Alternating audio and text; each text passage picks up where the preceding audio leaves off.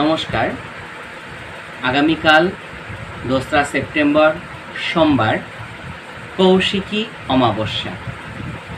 এই দিনটি প্রত্যেক সাধকের কাছে সাধনার জন্য অত্যন্ত গুরুত্বপূর্ণ একটি দিন। আপনারা যারা সাধারণ গৃহস্থ মানুষ আছেন তারাও প্রত্যেকে এই দিন আপনাদের গুরু প্রদত্ত দীক্ষামন্ত্র জপ করবেন, তাতে ভালো থাকবেন।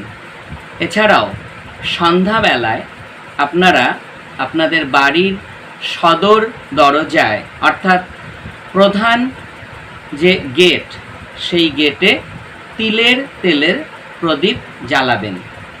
এতে সমস্ত অশুভ শক্তি দূর হবে এবং বাড়িতে শুভ শক্তির প্রবেশ ঘটবে। সকলে ভালো থাকবেন।